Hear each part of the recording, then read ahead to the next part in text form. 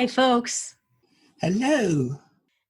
It's Not So Giant Women, Steven Universe podcast. We are back, and it's Ivy and Daria, and we're going to get into it with some love letters today. Now, that's a title.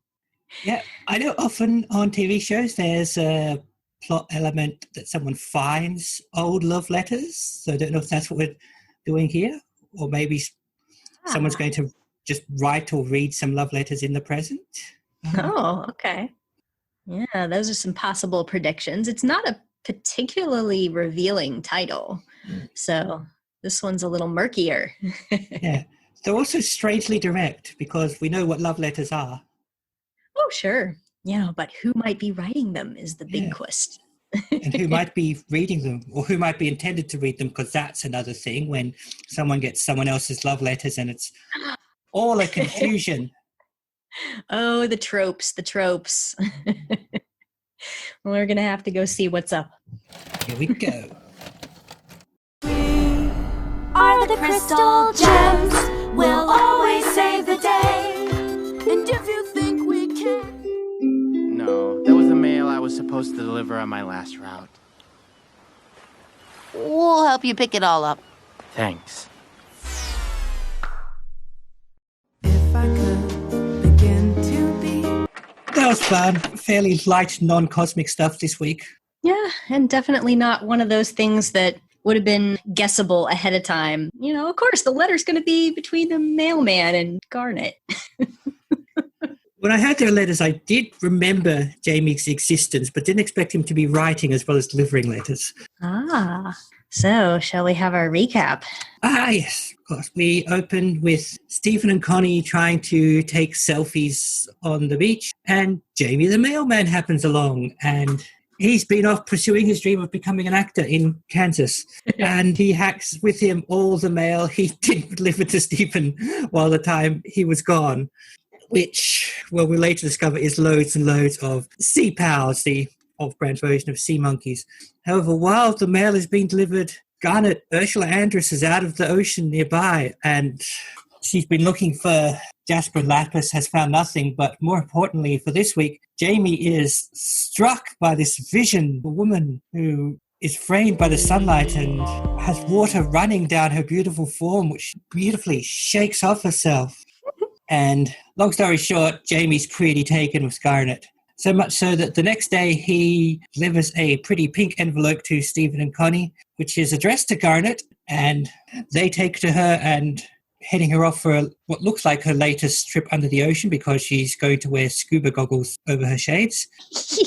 And it's a love letter asking Garnet to a meal in all sorts of flowery language. Garnet's not interested, not least because she doesn't fancy Jamie, but also because she's so much in a relationship that she is a relationship. They decide they should at least respond. Garnet initially just wants to write back and say no, which would do the trick. And then only wants to expand it to no forever and ever until the end and even afterwards, or words to that effect. Seeing how emotionally wrapped up Jamie is, the kids think this might be a little harsh and decide to match his flowery tone in the reply. However, so flowery is the purple pose of their reply that Jamie takes for an acceptance rather than a declination. And he shows up below the beach house that night, singing out to his love Garnet in quasi-Shakespearean ways. And Stephen realizes how he's messed up, and Garnet also appears and basically just completely shuts Jamie down, which breaks Jamie's heart, and he runs off. Soon, Stephen and Connie are back on the beach, and mail is brought by a completely different mail carrier because Jamie's too heartbroken to deliver the mail. The mail carrier apparently knows Greg because she recognizes who Steven Universe is, delivers him some coupons after telling Jamie's sad story. The kids realize they'd better go and talk to Jamie, Garnet should go and talk to Jamie. In fact, that's right.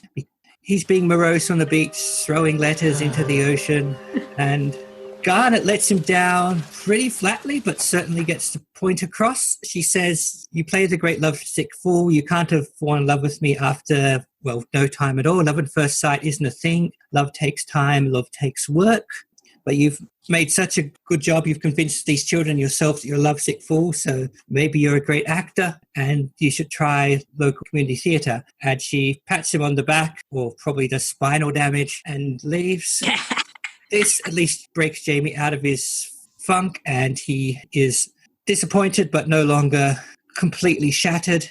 The kids ask if those letters he's been tossing away are other love letters for Garnet, and he says no, these were the mail he was supposed to deliver yesterday. And they just kind of stare at it and say, we'll help you pick those up, and we're done. Yeah, don't want you to be a federal criminal on top of all this. So it does seem the mail service in Beach City is a bit lackluster if Jamie just takes off for months and no one gives Stephen the mail at all. I mean, like, really, that there's a big sack of mail that nobody knows where Stephen lives, and they're just like, well, I guess we'll just put it in this corner. Nobody knows where this person lives, but he keeps getting CPAL mail. Yeah, I mean, I guess the other mail deliverer worked it out, but yeah. It's kind of hilarious. So that does seem to be one of the few municipal services properly operating or operating at all in Beach City. Yeah, we've seen a mayor and we've seen a post office guy, and we haven't seen any police. We haven't seen any. Well, we heard in the Onion episode when Onion set a bunch of stuff on fire, we heard some sirens. So there's probably some emergency, but we never saw them. And other than that, I think it's like, I don't even know if they have school. Yeah, because Connie goes to school, but she lives in the next town. Yeah. So what the heck? Yeah, even Mayor Dewey's entire job seems to be to be mayor as opposed to actually do anything most of the time. Right. Commemorating benches and yelling at people through a megaphone and trying to get elected to do nothing again. Yeah. Yeah. So. Yeah, I don't know if we got a small treatise on the nature of love at first sight. Jamie believes or believed in it, and Garnet does not. Yeah, this is not a very popular episode, I guess, because people don't like that trope of Connie rewriting the letter and then him thinking that she returns his love and he doesn't, and then you have to watch all this cringiness where he gets rejected. But, you know, I honestly really like this episode, not just because of the really great things that Garnet says, you know, and I will talk about those too, but largely just because there's a subtle difference between the way they set this up and the way I've seen a similar trope in like other cartoons. Definitely. That no one ever explicitly blames Garnet for it. No one says it's your responsibility to deal with this guy's feelings for you. Yeah, and there's no actual deception going. Right. Yeah. Nobody like said, no, let's rewrite it so that she does like him. Let's trick them into going out to eat together and they'll like each other. Yeah. And in fact, that's the only real step where something actually goes wrong, in that either Connie writes the letter poorly or he interprets it wrong, depending on your point of view. Bit of both, not mutually incompatible. Yeah. And it does, partly because it's an 11-minute show, it doesn't drag on too long. No one's intercepting mail. If this show had another couple of acts, you could imagine something like Stephen and Connie intercepting the letters before Garnet gets to them and writing back as Garnet. Right. Whereas the most they did was try to spice up the language without changing the message. They just spiced it up so hard they did change the message. Jamie saw what he wanted to see. Yeah. That too, yeah. Yeah. Yeah. I'm glad that they didn't go into that they didn't try to get them together despite that. Because, I mean, Stephen has been guilty of that sort of thing before, where he really ships Lars and Sadie. You know, he wants them to be together. And well, he thinks they are together is part of the problem. Yeah, he thinks they're married. Yeah. That's true. At least in this case, like, he certainly was not invested in that idea. And the way that he kind of put it, this is another tangent I want to go off on, is he says immediately when he receives this letter, finishes reading it, and he's like, well, that's not happening. Like, he automatically knows what Garnet's answer is going to be, and she agrees and says, nope. Yeah, he doesn't even spend a naive couple of seconds going, oh, you'd be so cute together. He just... Right. He also shoots him down in absentia. Yeah. But like the way that, when Connie questions about it and he says, well, Garnet is already in a relationship. She is a relationship. And I appreciated that he kind of made that very explicit because some people just still didn't believe what they were seeing when you got introduced to Ruby and Sapphire and the nature of their relationship. Didn't they listen to the song? I mean, seriously, they really should listen to the song. But the fact that he kind of defaulted to, well, she already has this romantic situation. And even though it's a little different because she's not the people in love, she's the result of their love. She's like the embodiment of their relationship. So it is a little different. I like to think that somebody who was a fusion could still have relationships if they decided to, but she clearly is not into that because she said, at least for her, three's a crowd. So yeah, and also other fusions aren't necessarily, even other permafusions, if they're around, aren't necessarily together for the same reasons Ruby and Sapphire are. Right. Well, we definitely just saw a really awful long-term fusion with her, and that's like a torture fusion. Yeah, I hadn't thought of them as a permafusion, but I guess for the moment, at least they kind of are. Yeah. So they're, I guess, the only real example we're seeing so far. But the thing that, Stephen is a naive kid and he's romantic and everything. And he just feels like, oh, well, they already have their thing. I see a kitty back there. But I appreciated that the interaction between like all of Garnet's responses and everything she said to Jamie was not, well, this can't happen because I'm in a relationship, because that's not even her reason. Like her reason is I'm not interested and it doesn't matter why.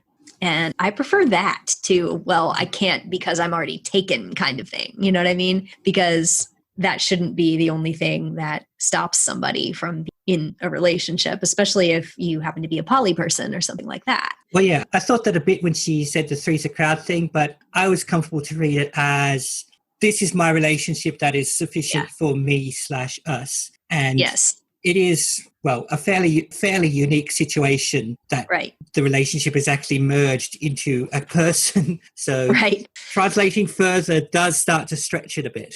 Right. Because, I do like to see Garnet as individual is the wrong word, obviously, but she is her own person and she is something other than two people smushed together. She's something else. So obviously she might have opinions and thoughts that neither of her components do. If you look at Sugalite, that certainly was a fusion who thought very differently from her components. Very true. But, she has expressed that she's not interested in other relationships. She's complete how she is. Yeah, that was the word I was going to use, complete. Yeah. And so that's her situation. She uses that perfectly reasonable, if slightly harsh thing of she's not into Jamie to let him down rather than try to befuddle him with talk of fusions and things. Yeah, she doesn't bother to explain anything to him. But he didn't. I think maybe that would be, if I was her, I would be offended, honestly, at the idea that somebody who thinks that he's in love with me just from looking at me,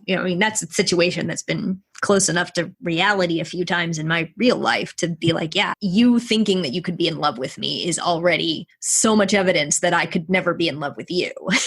But that she clearly, if she knows as much as she does about love, that, that would tell her that she doesn't have any interest in kind of bringing this person into understanding her because he purported to understand her well enough to love her at the outset. And that's offensive, Yeah, he can certainly be ultimately fairly superficially attracted to her. Sure. And some people can work from there, but and there's a little bit of a, because this is a cartoon and because this is 11 minutes long going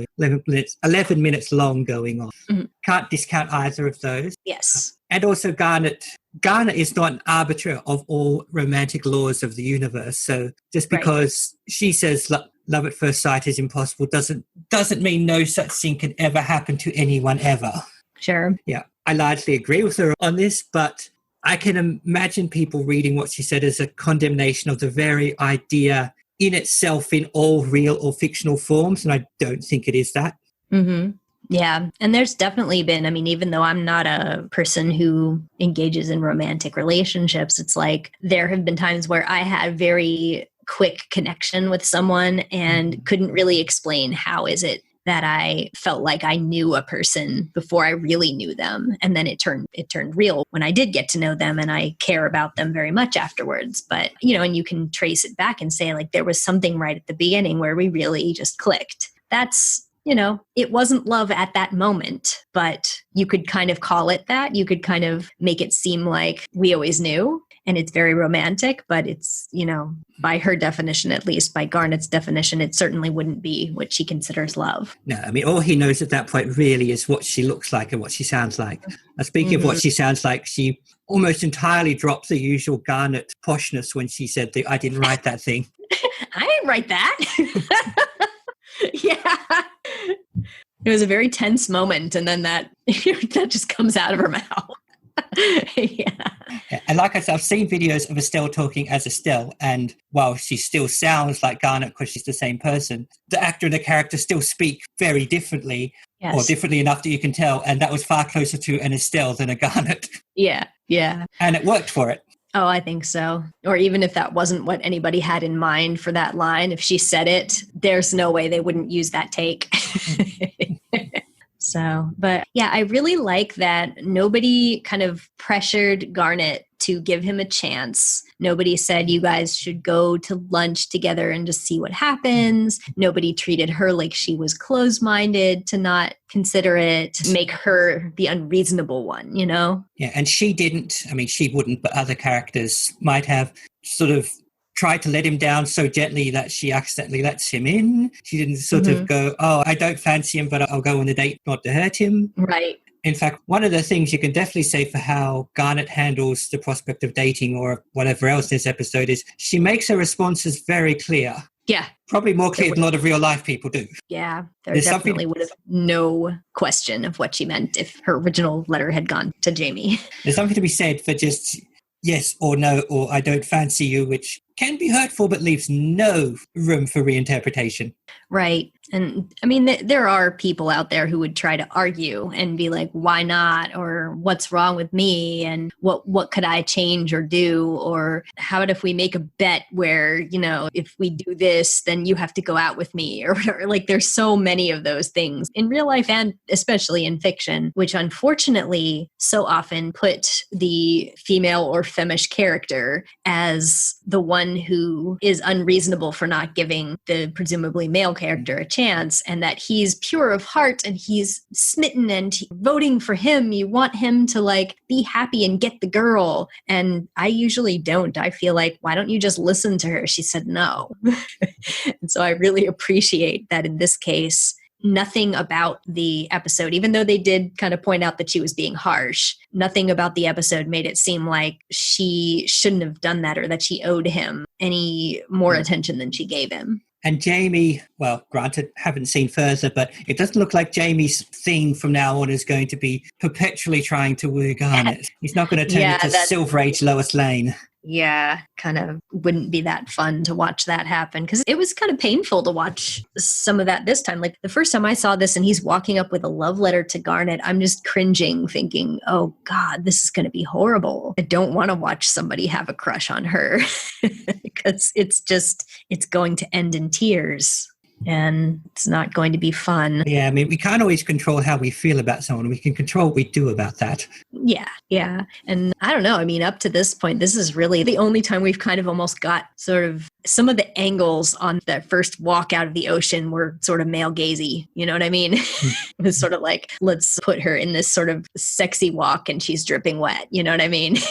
Yeah, which I think they got away with this time because it's never happened before and it's kind of deliberately ridiculous. Exactly. Yeah. And also that she's wearing the entire same outfit she always wears. Oh, sure. Yeah. She always looks like that, except that she's also wet. And then they zoom in on her face when she's like, I'm a real swear. And she's just all shiny and stuff. And then she does her thing where she says, excuse me. And just all the stuff flies off of her. I guess that's actually the same thing that she did in the episode Future Vision when she was covered in coffee and all the liquid just flies off of her. Yeah, one of the rarely mentioned gem powers is self-cleaning. I wonder, because she has this electric current she can do. I wonder if she just repels, electrified it or something. That's cool. Maybe she like messes around with electromagnetism and does a whole positive negative repel thing. Yeah. I'm not sure what she was doing with that water bear looking thing. I assumed, and granted they didn't say anything, I just kind of thought she just happened to run across a corrupted gem creature while she was down looking for lapis and or jasper. Mm-hmm. And just went, oh, well, better handle it now I'm here, and dragged it back up, punched it in the gem. We didn't see her bubble it, but... No, that was the weird thing, is that she had this thing and she punched it and it looked like the gem in it went like further into its body because you could see through it. And then she like threw it back in the ocean or away or something. And I'm like, why? What were you doing though? I just don't even know what Garnet was doing. Yeah, Maybe she just didn't feel like dealing with it. I don't know. So strange. Super weird. Yeah. Maybe she just thought she better find out what the children are doing and she can deal with the unconscious jellyfish tardigrade thing later. Yeah. Although if it actually was a tardigrade, then it would have been probably a lot safer inside of that than in the gem temple. Because those things are pretty hardy. Yeah. Well, it was kind of jellyfish body, but tardigrade shape. So who knows? Who knows what happens to a corrupted gem down there? Yeah, as long as they don't run into any hate fusions, it'll be all right. It's just weird. I got to say, I have gotten a lot of use out of my animated image that I have of Garnet saying, "I am not, nor will I ever be interested. Go away." It's a great phrase. Oh yeah. Yeah, I don't know. So that is something that I definitely appreciate, even though her whole reasoning is different than mine. I like that she's just like, this is completely never going to be a thing, and I'm not going to spend my time like explaining any of this to anyone. I said no, and that's it. But it's interesting that she went to talk to him afterwards, and she didn't like coddle him or anything. She just kept responding to everything he said, like, "I bloom for you like a camellia in the moonlight." No, you don't. Also, that she went to talk to him at all, that she didn't sort of go, "I've done my bit. I told him no, that's right. That's my duty served." Mm-hmm. So she at least cares enough to not want him to be completely shattered. Right. And or she saw that Stephen looked sad and she wanted to help. Or, she could have read it as much as improving Stephen's situation. Again, both work. You don't have to be giving someone an in not to...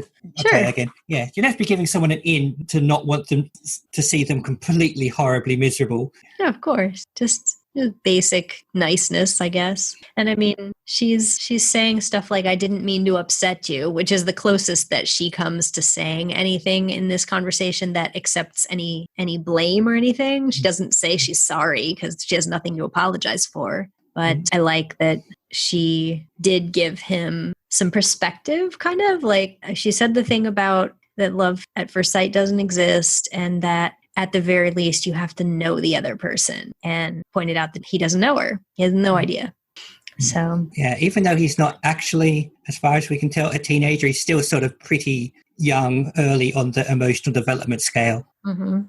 Yeah. I've seen some people, like, this is, I guess, discourse again, but I've seen some people get mad about her saying that, about that love at first sight doesn't exist, because we fairly recently had an episode with Greg and Rose where they kind of had this connection right from the beginning. And Greg is like, he had one conversation with her and he wants to turn his van around and miss his concert and go back and be with her and stuff. And people were saying, well, how could it be that they would accept that as sort of a love at first sight situation if Garnet's going to turn around and say it doesn't exist? But, I have a lot to say about why that wasn't love at first sight either. Also, going back to what I said, it's not wrong if Garnet doesn't believe in it and Greg and Rose do. That's right. Yeah. Or if they think that it happened to them. Yeah. I think it's a bit of a metafictional thing to take anything a character says as law for their universe and ours. Right. Whereas nobody would ever say anything if it wasn't a total rule and a prohibition of anything that would contradict this ever happening in the show. Yeah, I've listened to a commentary on one of the Red versus Blue seasons in which the writer says it's very hard to write characters who are lying because viewers tend to take any new information they're given by a character as fact. Yes. Yeah, I mean, especially if it's someone like Garnet, who is the voice of reason in almost every situation, and she's what passes for a love expert.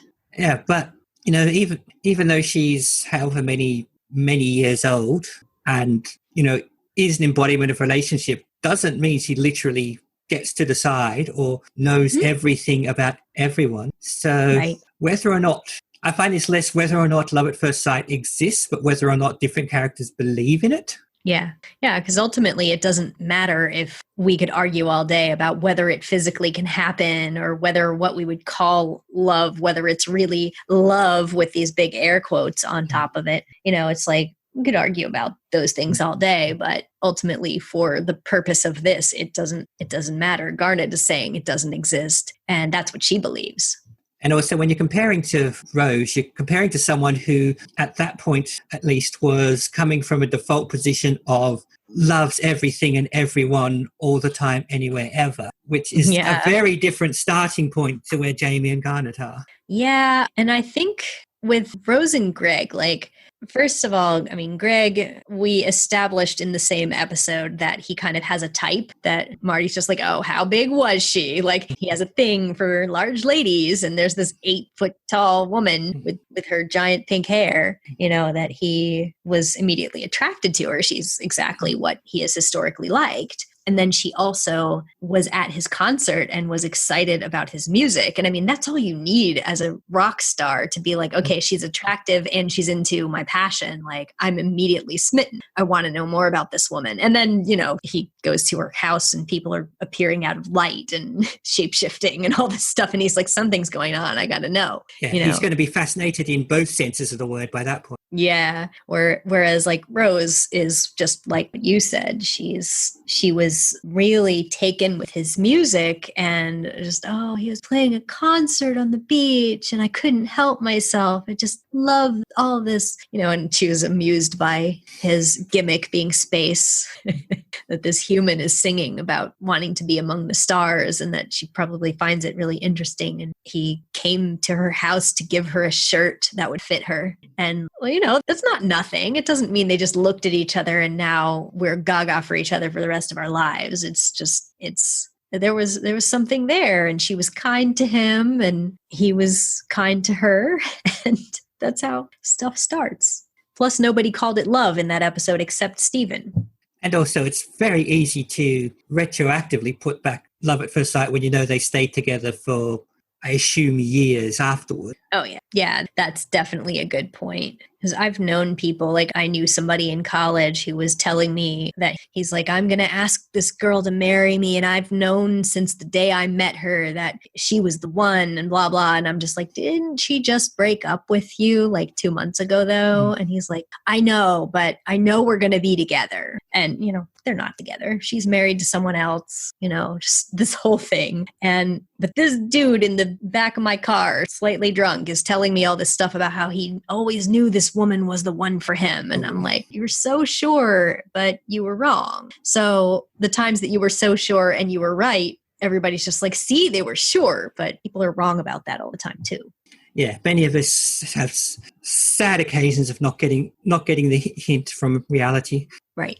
But back to Greg and Rose, if that had not lasted, if that had fizzled out, then that would be, if either looked back at, or in fact, Rose might still be around to look back at it because she might not have had a baby with him and given up her physical form, it would be more seen as a brief, fun infatuation of, hey, remember when I chased that really tall girl back onto the beach past the talking owl? Yeah, I remember that. Yeah. I'd be like, that was a wild night, wasn't it? Man, I thought I was going to marry her. Yeah. But yeah, if you think you're going to marry everyone you meet, you have a chance you might be right at least once. Sure. And Rose's response back then, she was just like, oh, you're really cute and I want to play with you. That was her version of feeling positively toward Greg. Wow.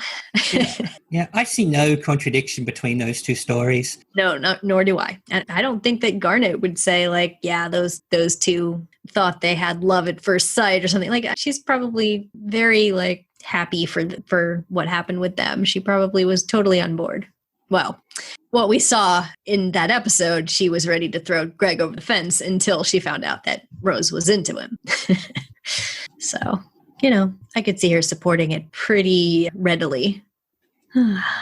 We skip some bit where she's like, I'm sorry, I just get so emotional at weddings. Deadpan. Mm-hmm. Speaking of which, I really liked when she walked over to Jamie and she just like sat down next to him and she's just like so huge next to him. Yeah. She's just like, and he's this tiny little guy and she's this huge. Well, when she pats him on the back and you half expect the soundtrack to put this crunch over his spine.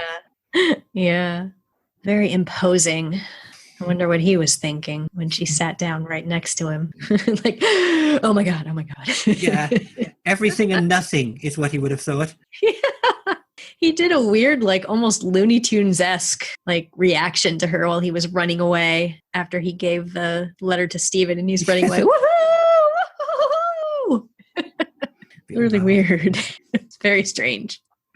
So Stephen ordered a bunch of sea pals. Did you ever have sea monkeys? I didn't have them, but I always saw the adverts in comic books, and I bet that's where Stephen saw them too. Yeah, I never had it either, but that's so Stephen, isn't it? To be like, I'm going to order these guys, and then I'm going to set them free into the sea. Yeah, and it seemed he was just going to literally throw the boxes into the ocean. I guess he had multiple chances to do that too. Yeah, Whole stack. If this show did post-credits, you could just show Garnet on her next undersea mission with this box just sinking down next to her, looking a bit befuddled. They'll end up somewhere in Amethyst's room. Yeah. Hope we didn't see this week with another case of them not cluttering up the episode of characters it doesn't need. That's true. That's right. This is only Garnet and Jamie and Stephen and Connie and a new male person.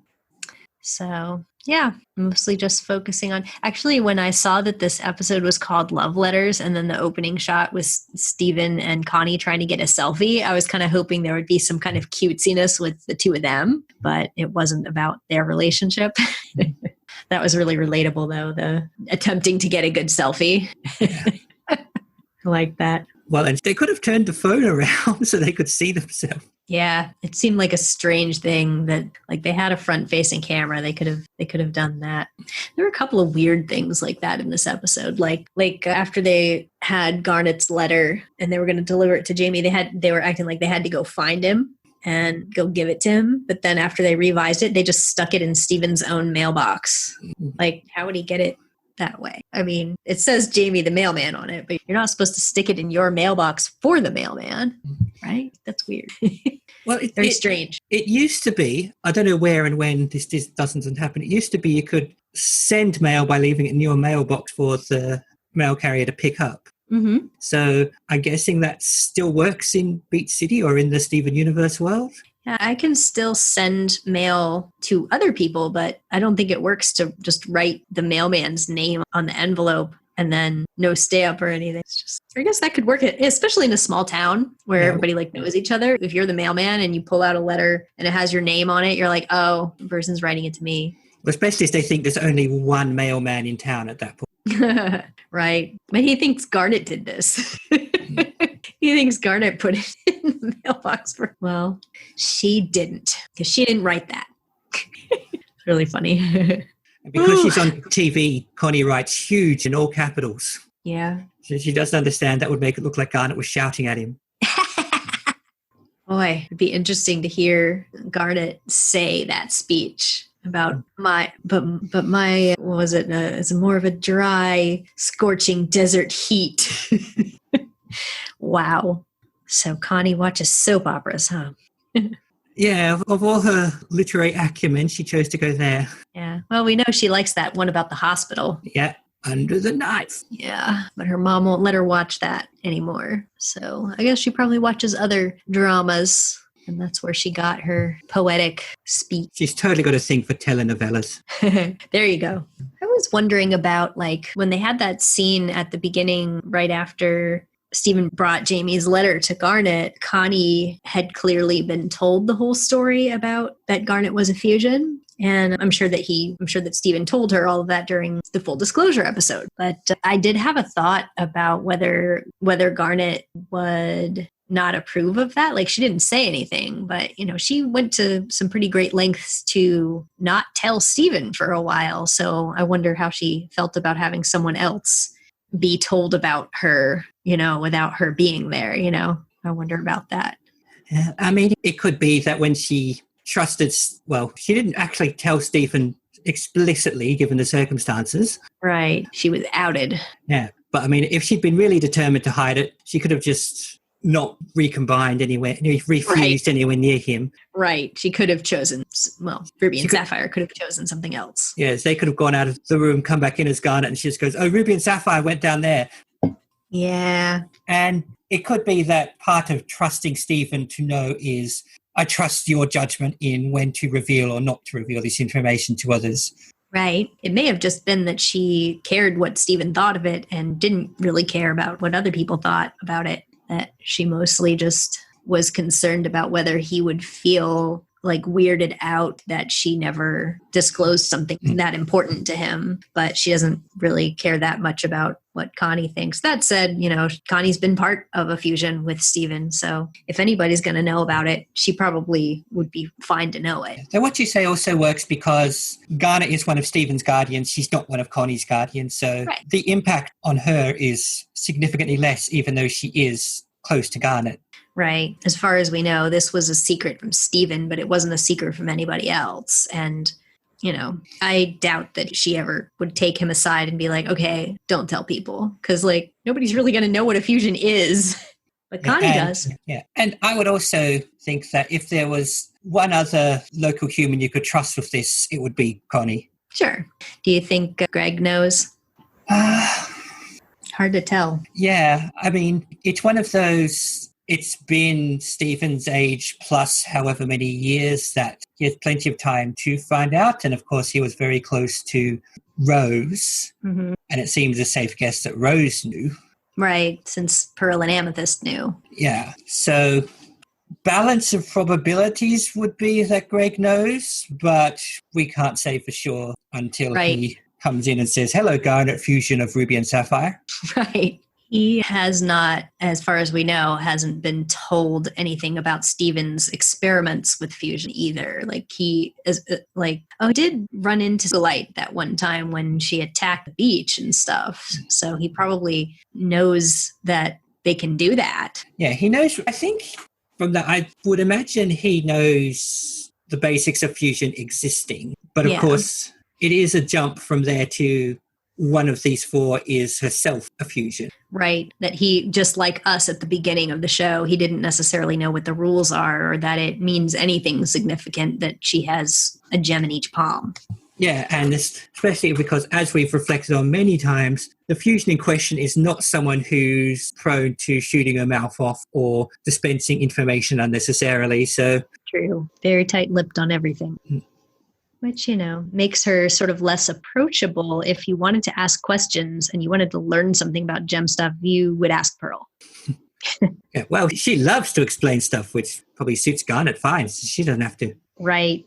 Whereas Amethyst seems to, you could ask her stuff, but she doesn't act like she's in the authority on anything. So. But yeah, given some of her reactions, she might just assume everyone already knows what fusion is anyway. Mm-hmm. Maybe. I'm mostly remembering when she interrupted Pearl's big reveal about how all of the gem creatures they've been fighting are gem people that have been corrupted somehow. And she just blows through it like, didn't you know? They used to be just like us, right, Pearl? Yeah. Was that the prober about Greg's knowledge, or we got another one? Oh, you want a probing question, do you? Yeah. Well, let's do that. I have loads more probing questions to ask. So, since this was kind of a Garnet episode, I want to ask a Garnet question. Fair. So, she claims she has given out some love advice in this episode, but we don't, as viewers, know very much about her relationship at all. So, if you could decide next time we had an episode where we get to hear anything about them, what would you want them to make an episode about regarding her components? What do you want to know? Well, how they met is the easy answer, I suppose. Oh, yeah. That is a big question. And, I mean, I know it's a question that often isn't answered or answerable in human couples in real life, so this only goes so far. But what we saw when they were separate, we kind of saw the hot-headed or the angry one and the sheepish or the calm one. Mm-hmm. which can make for quite a difference in couples. Again, I say this happens in real life anyway, so it's not like the explaining. But I would like to see how they actually get along as two gems when they're separate. And maybe what about how they worked together when they were separate but together led them to the best way for us to be continually together is as one being, not as two beings together. Yeah, because it does seem like gems could fall in love and still not live as a fusion. Yeah, So. I mean, I can't imagine every gem couple or threeple or however they're all doing things on Gem World just fuse at a certain point. Mm-hmm. Right, because that is a whole different thing. I guess it's still a love relationship, but it also makes a new person. So, yeah, I mean, is it a this is the next step thing? Is it any difficulties we have as two people would be solved if we were one? Is one another challenge they want to face together? Mm. Do they just want to feel each other's feelings so hard that they want to do it directly rather than through the usual senses? Sure. That's a lot of questions about the whys and wherefores and the hows, like see it in action, because we spent so little time with them on the ship and they acted like they just couldn't get back together fast enough, you know? So, I mean, in the time ensuing between when we find out that they live as Garnet and, you know, the show going on hiatus and everything, like people are starting to say, wow, we know all this cool stuff about, now Garnet is a fusion. And then people start to ask those questions like, well, I don't want her to have to unfuse, but I want to know more about Ruby and Sapphire. And like, how are you going to do that? Is there some reason they have to be fused? Right. Like they can only physically stay apart for so long before it becomes dangerous. There's a theory. Okay, so there are a number of things you would like to see from a Ruby and Sapphire focused plot. Yeah, because even though it's a slightly loaded term to use, we have seen enough to think that permafusions aren't the natural state of a fusion, not the default state is probably a more neutral way to put it. Most fusions, in fact, all the other fusions we've seen so far, except for one definite outlier, have been created with the understanding that they'll unfuse soon enough. I mean, even Sugalite was stayed fused because she wanted to and was throwing a tantrum, but I don't think there was talk of her permanently staying that way, and certainly Amethyst and Garnet didn't intend that when they fused to become her. No, definitely not. It seemed like she got really fixated on her feelings, and that she said stuff like that she forgot how great it was to be her and how she's not going to unfuse. She's going to stay. She's not going to listen to the request that they separate and relax or whatever. But you definitely didn't get the idea that Amethyst and Garnet were doing that because they wanted to stay together and be Sugalite all the time. They did it for a purpose to knock the hell out of the communication hub. Yeah, and even Sugalite's saying that she's going to stay Sugalite means that even she is aware that the normal situation would be not to stay Sugalite. Yeah, it's very interesting because, like, if you are a fusion that only lives out of necessity, like Opal, and like it's very interesting that you would have to know that and know that you're temporary. And that goes to one of the ones they haven't nailed down, and maybe better if they never do, as to what degree fusions are fusions or entirely separate beings. I mean, the outlier being, and I'm blanking on her name, which is embarrassing, but our hate fusion at the bottom of the ocean. They've never said it in the show, so it's not... Oh, no wonder I'm blanking. No, it's in the credits. It's only in the credits, and you noticed it, but like... Yeah, and... The characters don't know it yet. I was smart enough to notice it, not smart enough to remember it. But it's Malachite. Malachite, there we go. I think I'm going to start blobbing together Ite names, given everyone's named after some kind of stone. Oh, yeah. But yeah, obviously there's such an extreme situation with there, but in that, well, the possibly permafusion, but more the desperate situation of fusion is more created as a prison than as a being per se in this case. Right. It is not about communion or communication or closeness. Yeah, so it's probably best not to take too much from Malachite as to how fusions generally work. Yeah, it was an interesting sort of tidbit that Rebecca Sugar shared regarding stuff about fusion, saying that, it's a pretty unique idea, as a relationship having its own life, but that those relationships represent what those characters share. So if there's part of themselves that they wouldn't share with that person, it's not part of their fusion either. Like if that comes from anything from like how they feel or what they've experienced, if they wouldn't tell their fusion partner something, their fusion wouldn't know it either. It's really interesting because you would think if they're kind of blended together that they would be sort of sharing a mind, but that's not quite what it is. Yeah, it seems, and I'm mostly going from our small exposure to Stefani here, it seems that the mind is merged while they are merged, but they don't keep anything that's not theirs after they separate. Mm-hmm. Or at least not that we've seen. Yeah, it's not like if they're fused, then they're also going to be able to, Stephen's going to have Connie's childhood memories or something. Yeah, I think that Stefani would have both Stephen and Connie's childhood memories. Yeah, if they thought about them. Yeah, sure. But yeah, for the most part, and again, we've seen all fusions are not created equal, so there could be exceptions to this. For the most part, it seems everything disentangles once there's on fusion. Where we haven't seen any kind of fusion where the unfusing doesn't work properly and someone's left with either physical or psychological bits of the other person. Right. That's good. That's a good point. We even see like in Jailbreak that Ruby is saying stuff like she's complaining that she can't use future vision. She's like, I can't see. And she's like so used to it that she's kind of expecting it. She is used to being Garnet, but then she's just like, nope, I'm Ruby.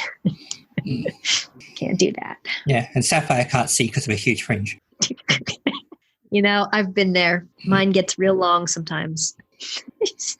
I don't know, but if I cut it too short, then I don't like it to be above my eyebrows. My eyebrows are weird. Yeah, I know where you're coming from. Fringes are weird. They are, but I've always had one. Since I was a little bitty baby. I never grew mine out. I've always had a lot of hair. I was born with a lot of hair. I dimly remember rules at one of my schools about how long fringes could be, but I can't remember what the rules were. Probably out of the kids' eyes would have been something like that. Well, if you lived through, the early 90s, I think it was good to have really long hair, in the front, to have the bangs that you spray up to look like a flower on top of your head. Oh, yeah, I remember that. Remember that style? Oh, my God. Mine wouldn't do it. My hair doesn't do anything. It's just heavy and limp. It doesn't take anything. So if I ever have to do cosplay or anything, it's all wigs. Yeah, know what that's like. Actually, the last time I did reveal my real hair was cosplay, so go figure, I have it backwards.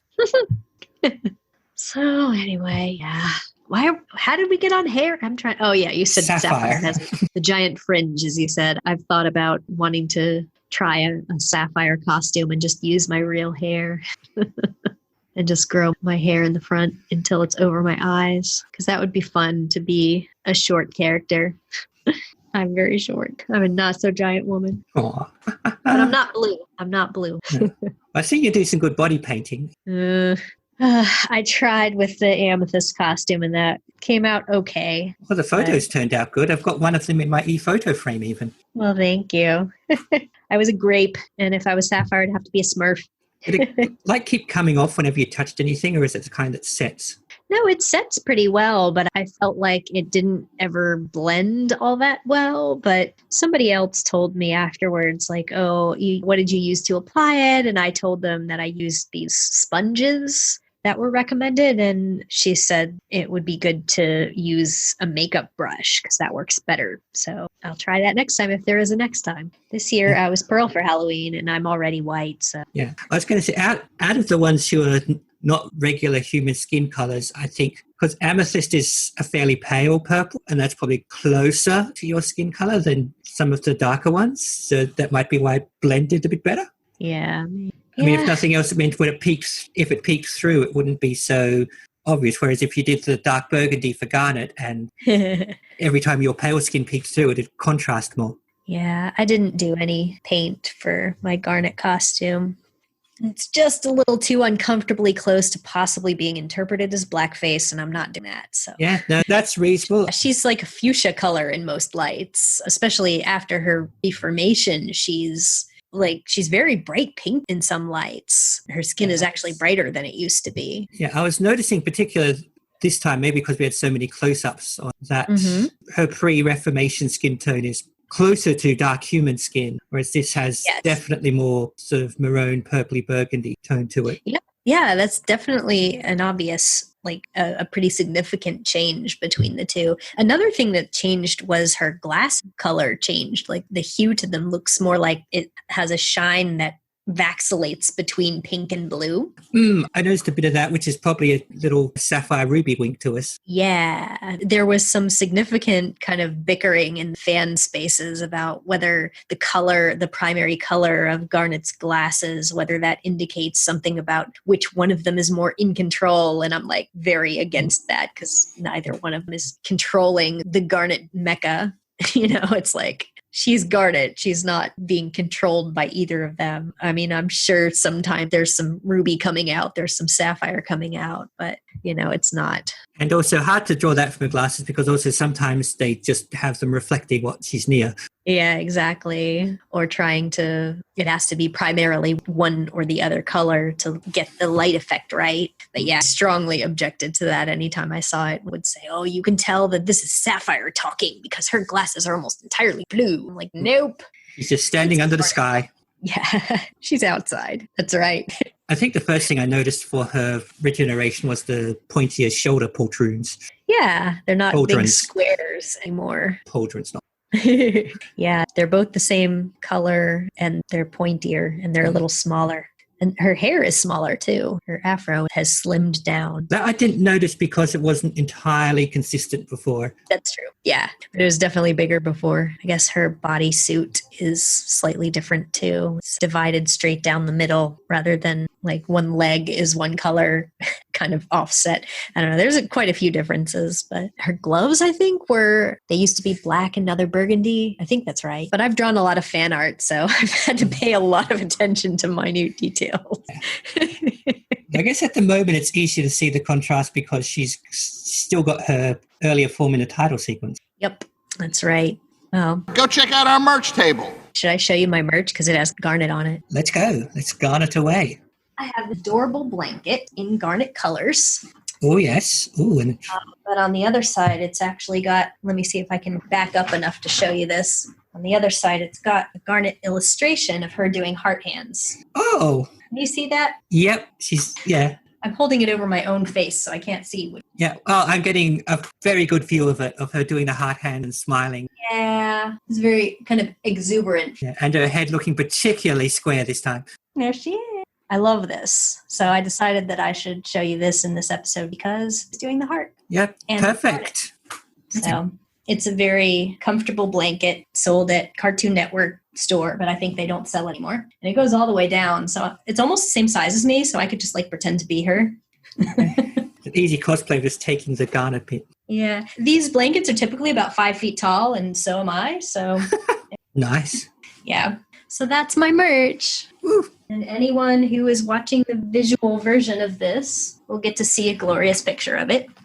And that's it. Yay. We don't have any food or any songs this time to talk about. No, it must have been tempting to do a Jamie's Love Song thing, but they didn't. Yeah. They did play like the Mr. Postman music behind him, but that was soundtrack. And probably better that they went with his purple prose and the imagined spot of him in his Shakespeare garb. Yeah, so no food going on, but I know that I have down here some factoids to share with you.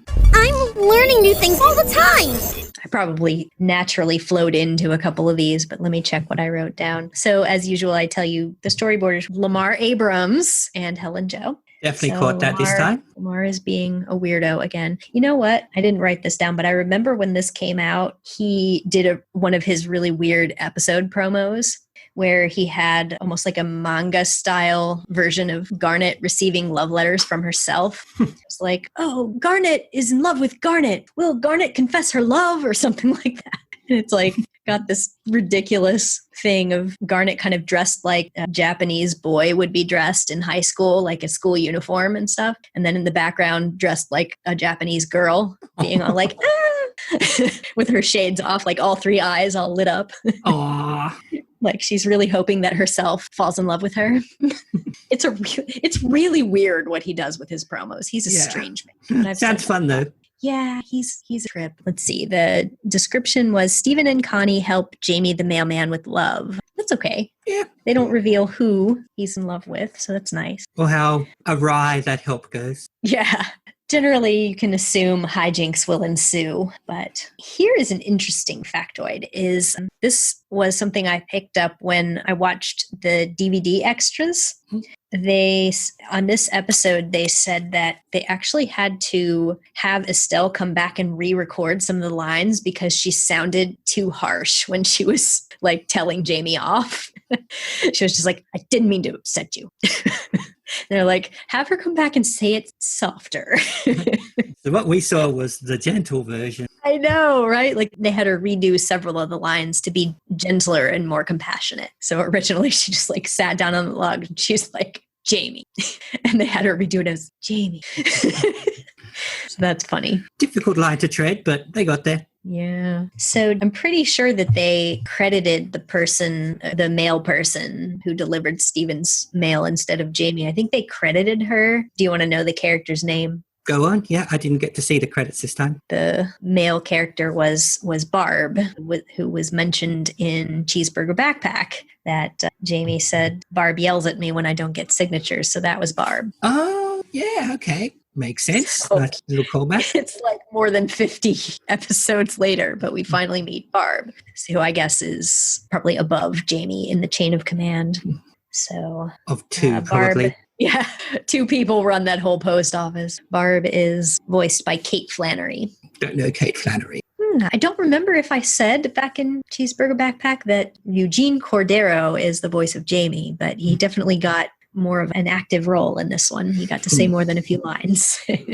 So now you've met the person who yells at Jamie if he doesn't get signatures. That's obscure. And another really interesting piece of trivia about this episode was the whole Kansas thing that Jamie said that he was making out where they make all the movies in Kansas. And there was actually a reason for that. Like we know that the Steven universe is not quite our world, but that's one of the significant differences. And Rebecca Sugar said a couple of years, at least several years after this episode was released, she was like, by the way, the reason that they're making movies in Kansas is like the version of Hollywood. Kansas City is Hollywood in this universe.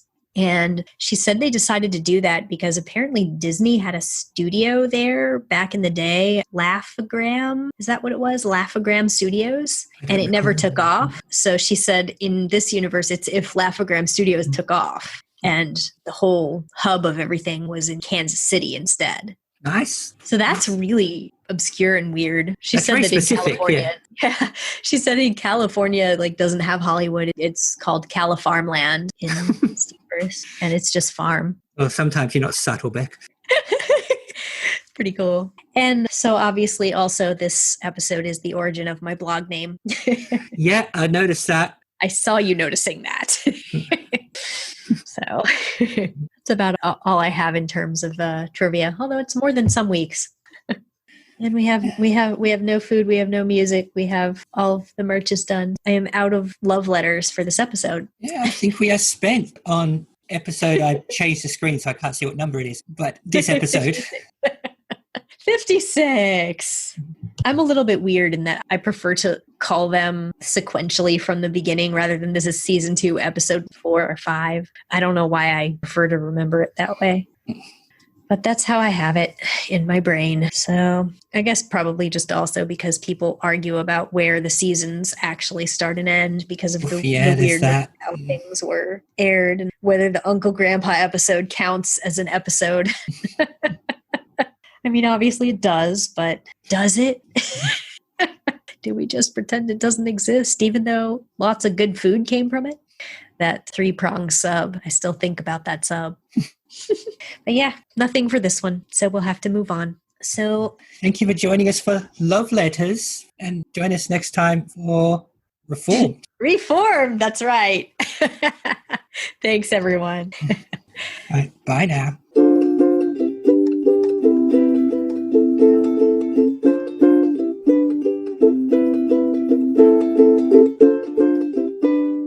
You've been listening to Ivy and Daria on Not So Giant Women. You can find episodes of the show in video form by looking up Not So Giant Women on YouTube. Or in audio form at anchor.fm/NotSoGiantWomen or your podcatcher of choice. You can also find us on Facebook. Audio production by Daria. Video production and music by Ivy. Daria can also be heard on Podsploitation, the Ozploitation podcast. And Ivy at her Steven Universe fan blog at love-takes-work.tumblr.com.